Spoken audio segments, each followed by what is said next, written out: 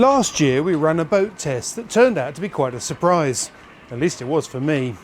On the face of it, the Arcona 435 is a modest looking cruiser racer with a traditional Swedish interior. It all seemed pretty straightforward, but when we dug a little deeper and went for a sail, she proved to be far more than just the sum of her parts. Say that in the presence of anyone who knows the Arcona range and they'll just smile, because for them it's an open secret. So perhaps it's no surprise that recent gossip has been getting the Arcona devotees pretty excited. Gossip that starts with the news that one of the best known names in the cruiser racing scene is now at the heart of Arcona's latest news. But more of that later. First, the reason that we're here. Arcona have announced a brand new design, and from what we're hearing, it's pretty special.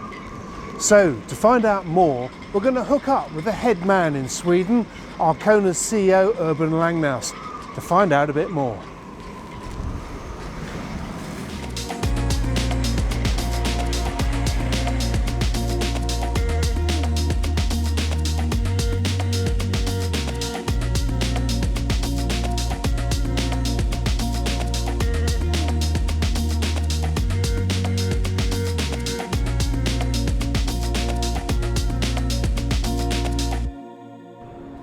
So Urban, good to see you.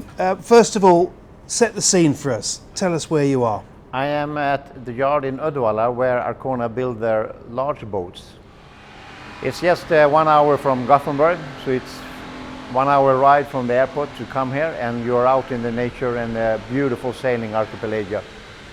It's a yard we started to cooperate with like 7 years ago and to build the large Arconas. So we build boats over 40 feet here, because we know that they are very high skill and Swedish craftsmanship here in this area, and we want to have that in the boats.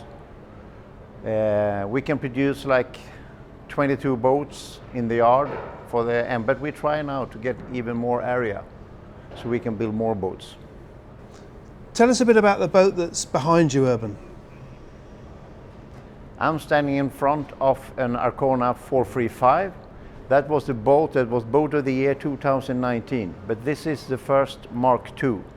So it's upgraded with some new features and some details, which is possible to read about on our homepage. Fascinating stuff, really interesting to see the yard and what you're up to there. But of course, what we really want to know is the big news.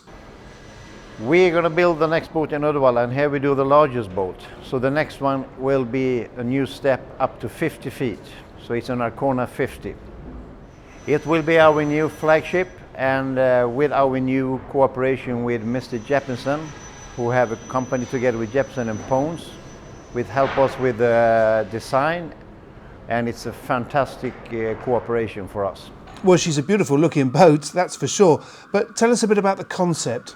We want to go one step further in size, and also give our customers an opportunity to have a boat which is more for offshore racing, more for long distance sailing also.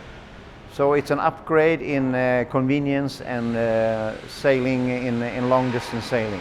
Was it inevitable that you were going to move up to a 50-footer, or has it taken quite a while to sort of come to that conclusion and decide that that's the size you need to get to? It's take a while to take that decision actually, because it's a huge step for us. But I think it's today necessary to have something in this size to offer to our former buyers and to new clients that we hope to find from maybe Niels Jeppesen's background. He knows a lot of sailors who also want to have a larger boat. So in this cooperation, it was quite obviously that we were ready to invest in a larger model. It is a new designer, so it's a step change.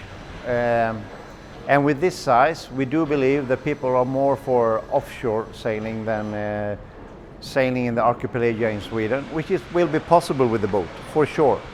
We will have a shallow draft and 3 different drafts on the keel, so it will be possible to use in all areas in Europe, even if you want to go in island cruising like we do a lot of in Sweden. But we also have customers who want to stretch out and do longer sailings.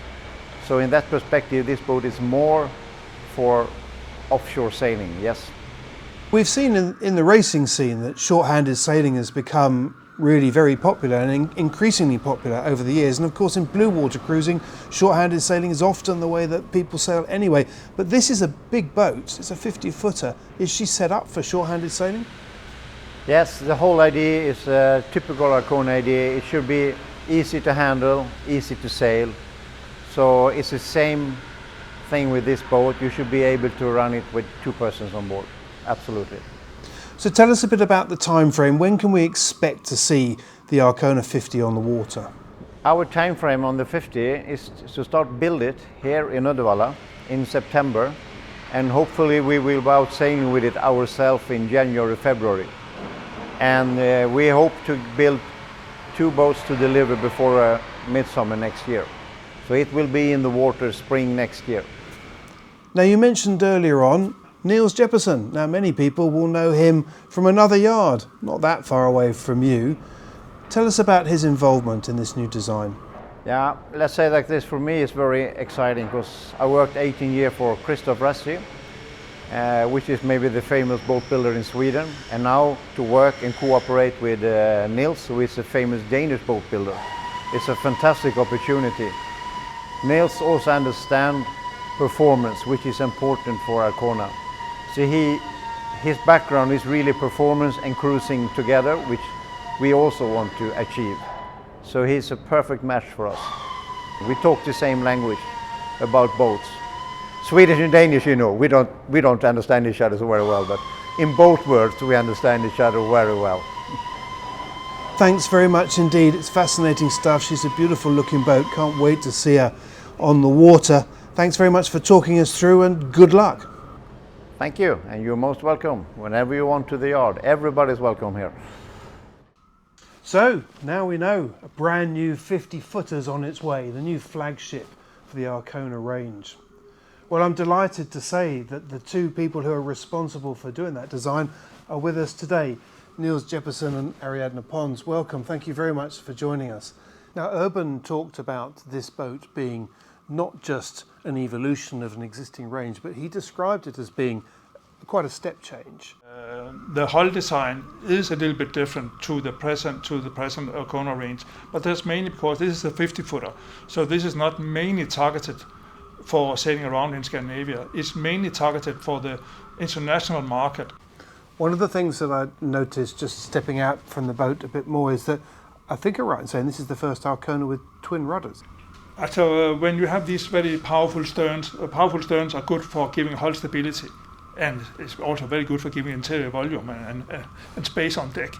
But when you heel more than 15 degrees, you lose too much control on the steering when you have the rudder where you have to have it far forward. So we saw these 2 rudders came 15 years ago on the Whitbread Around the World boats and the Vendée Globe boats, and with these hull shapes you have nowadays, which are very similar to these powerful race boats, we simply need to adopt that technology. When it comes to the accommodation layout, it looks fairly straightforward. Yeah, so what we are trying to do here is to optimize what we offer in the interior, because we are designing the interiors to be as light as possible. So the design and manufacture, it goes hand by hand. So what we are trying to do here is giving all the items that can be lighter to make it as light as possible. That means, for example, the main bulkheads and the bulkheads are composite, and also the interiors, the front faces of the interiors are also cord. That means it's lighter, and for the same aesthetics of the design, you are going to have a lighter boat, so more performance on the overall project. We've talked quite a lot about performance, that P word has come up time and time again in the way you've described the boat. And yet this is a blue water cruising boat, isn't it? That was the primary intention. Some people said to me, if you really enjoy sailing, why do it fast? Because you're on the water longer if you go slow. But it's about the sailing pleasure, and the pleasure comes from being on board a boat which sails nicely. And it is, as you know, nothing new. The light, we can build the hull on deck, and Arcona have decided to go carbon, partial carbon, and not only hull on deck but also the structure. We are very careful when you choose all the equipment. We look at the weights when we choose fridges or we choose generators. No matter what it is, we always keep an eye on the weight. And the weight saving, we will go to save about 800-900 kilo in the interior. Some of it will be saved in displacement, and some of it will go down in the lead keel. So it's a win-win situation. So we will have a better performance in all wind conditions.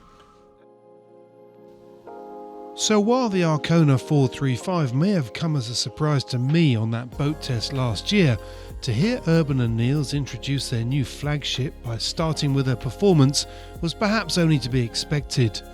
The Arcona 50 certainly looks to be an exciting new model. The new collaboration is also a fascinating one.